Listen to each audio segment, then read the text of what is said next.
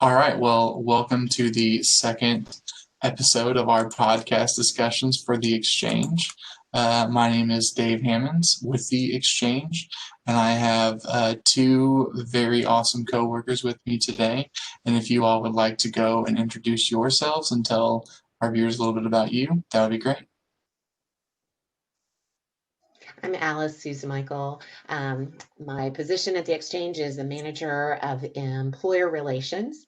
I've been with Marion for about a year and a half and excited to be here for this discussion. I am Brandy Bass, and I am the manager of career and professional development in our Exchange office. I have been at the Exchange for just over a year. Awesome. And Brandy actually recommended the podcast that we're going to talk a little bit about today. So, Brandy, if you wouldn't mind just jumping in from the beginning and just telling us a little bit about it and why it was of interest to you. Sure, no problem. So I love podcasts. I think it's an easy way for me to continuously learn and listen to new things while I do other things as well. So it's a good multitask. It's a good way for me to multitask and learn at the same time. And so this one is a whole series. There's 3 or 4 different seasons that John Maxwell has kind of put together. And you can also sign up to get like his daily emails and things like that. And he talks about all kinds of leadership traits and capabilities. I love learning about leadership, the leadership topics, and always growing in that area. So, and I know that Marion University is big on transformational leaders. That's what we produce here at Marion University is transformational leaders. That was actually my master's degree program as well, higher ed in transformational leadership. So I do have a little bit of background in that as well. So the podcast talked, and it was 4 steps on how to fail forward.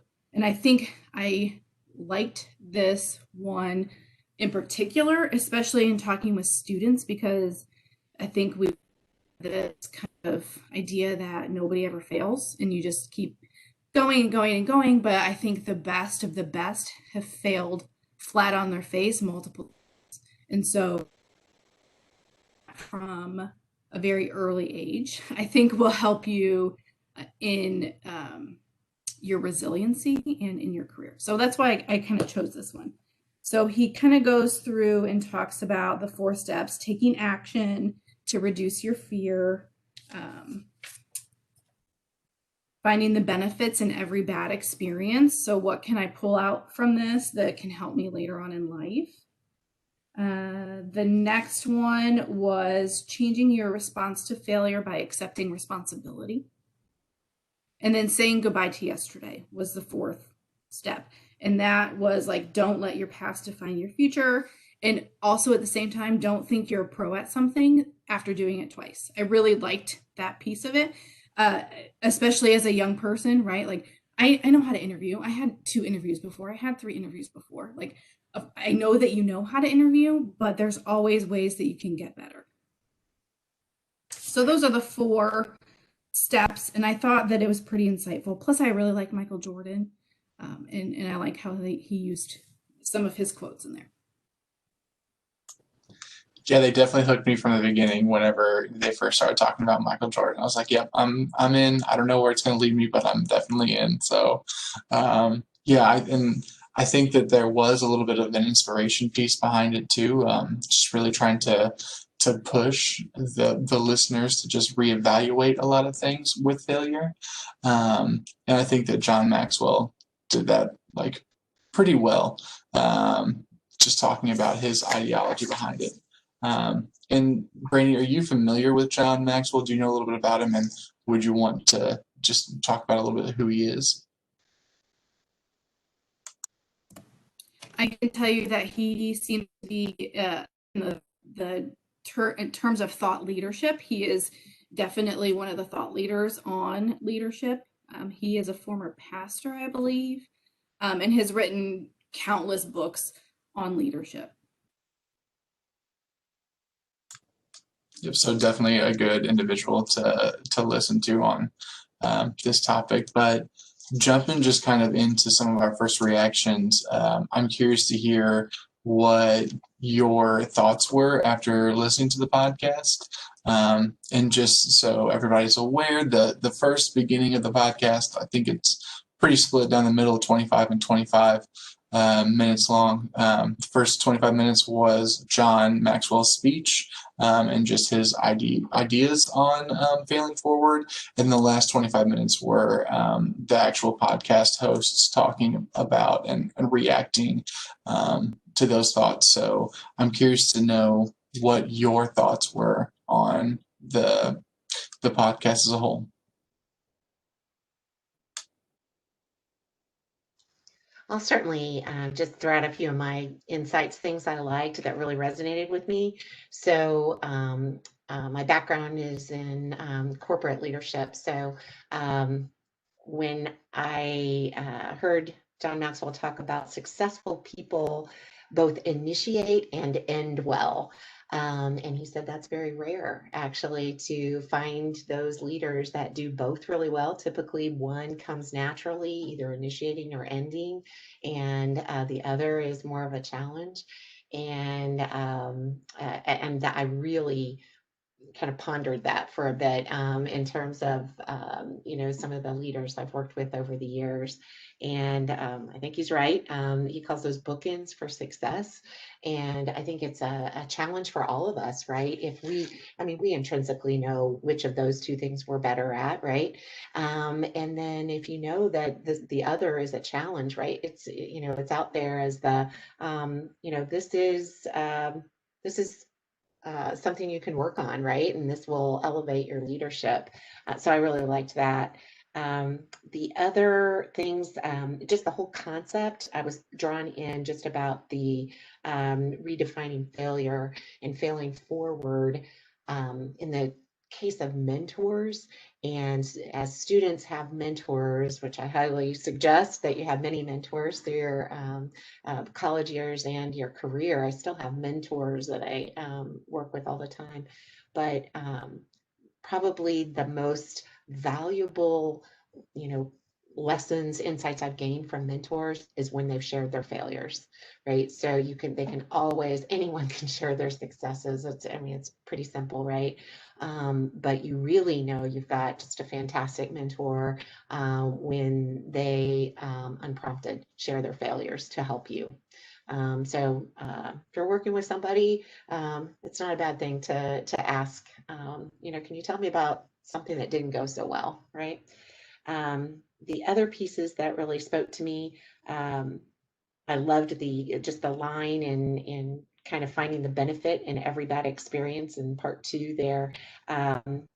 You can be better or bitter. It's just a little sound bite, right? And am I going to be better for this, or am I going to be bitter about it, right? And sometimes you may start with the bitter and get to the better, right? So I thought that was a nice little sound bite there. And then accepting responsibility is a trademark of maturity. I can tell you from a corporate leadership perspective, right? My respect, would go up exponentially for those individuals that would say, my bad, I own this, right? Even if it was something within their staff, ultimately they would say, this is mine, I own this. And that is a trademark of maturity. And even if it's not your personal failure, taking ownership of that.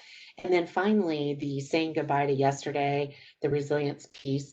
From a student perspective, we talk a lot about this with our freshmen, just shifting the mindset. So whatever you walked in here to Marian University, doing, being, having experienced, open your mindset to a growth mindset to say, okay, maybe I wasn't, whatever it is, maybe I wasn't so great at math in high school or whatever, but maybe I will be here, right? Maybe something will click and I'll take a stats class and it'll be like, yeah, I can do this, right? So I think that mindset shift as it relates to that characteristic of resilience, those are the pieces that I just thought, wow, those are always good things to hear, right? So that's what I would share.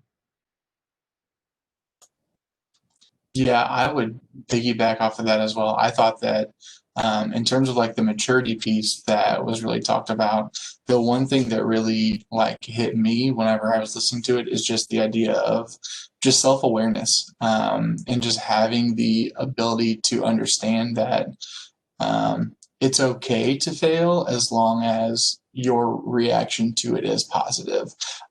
It kind of like hit me like with the when the moment when he was talking about the general idea that, let me get my notes real quick, that adversity like makes you better. The experience with adversity makes you better when, in fact, to your point, a lot of people become bitter and hardened by it.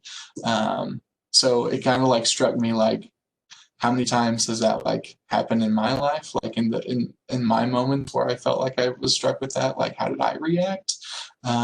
So it is definitely like a really interesting like feeling to go through that and just like hear his emotion speaking through that as well.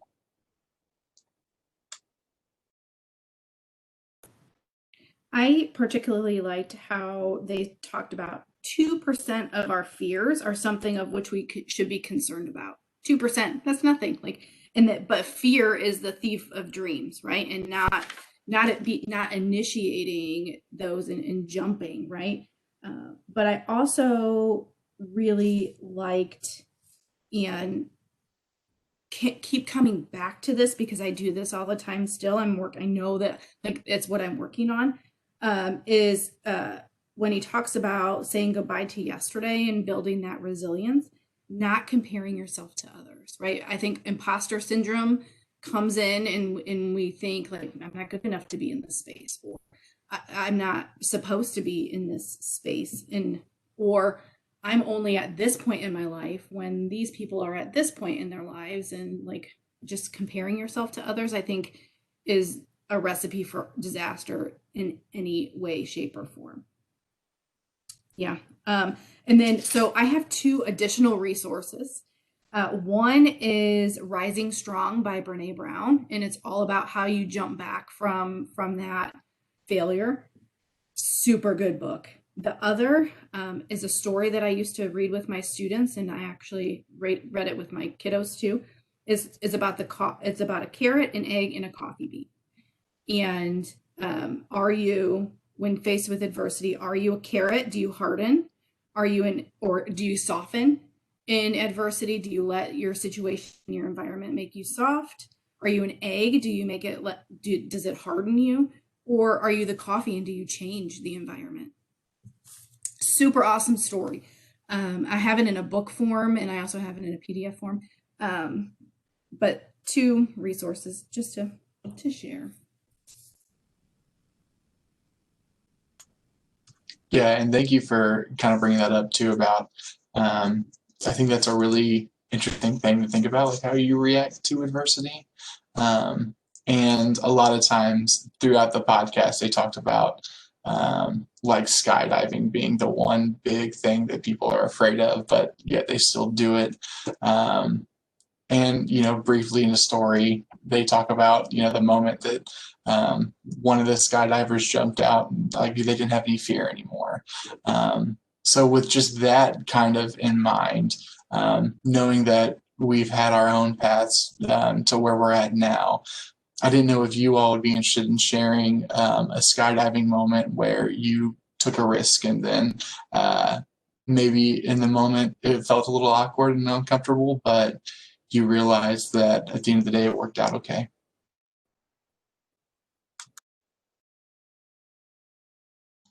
I would share, it kind of goes to that growth mindset and allowing yourself to kind of think outside what you define yourself as. So, grew up, it was always about the books and academics, and then music. That was my thing.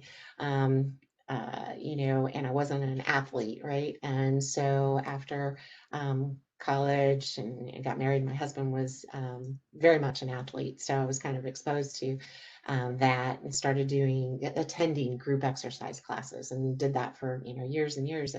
And someone finally said, I don't know why you don't just teach this. I think you'd be, a great teacher. And I was like, whoa, I can't do that. That's like, that sounds sporty, right? And lo and behold, just I decided to do it, and I've been doing it for 20 years, and I love it. And it's part of who I am. I can't imagine my life without that piece and of great relationships and so forth. But I'm glad I said yes. And at the moment I said yes, and then initiated into the process, I knew it was the right fit. So fear went away.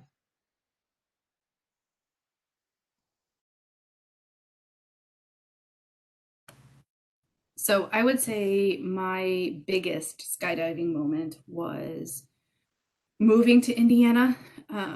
So after I graduated from college with my master's degree, my husband also graduated with his bachelor's degree. We had two kiddos. My son was in kindergarten. My daughter was like 3.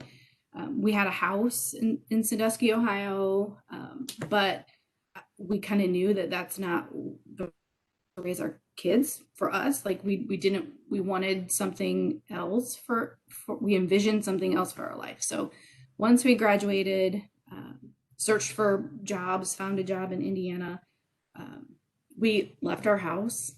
We weren't able to sell our house during that time, so we did a deed in lieu of foreclosure. So like we really took this like massive hit in hopes that something we could get a bang for our buck.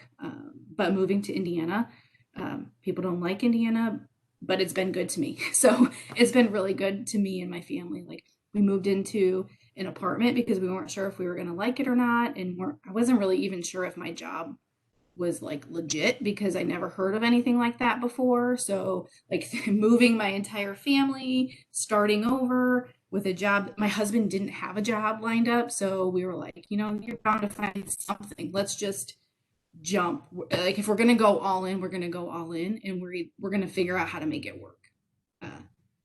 Yeah, and it's worked.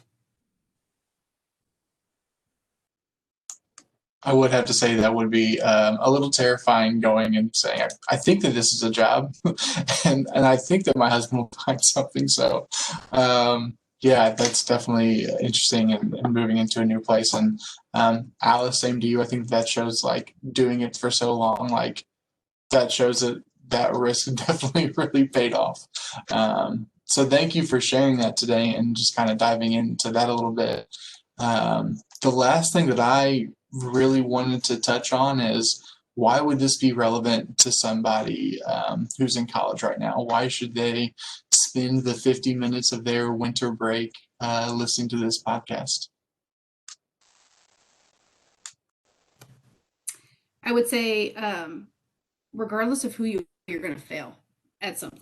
It could be something huge. It could be something little. It could be a project at work. It could be a school project. Like things aren't going to always work in your favor. And knowing that and knowing how to build that resilience to adversity, I think is going to serve a student well. I think starting to think about these things as they enter the workforce and enter the real world will make them a stronger candidate and person overall.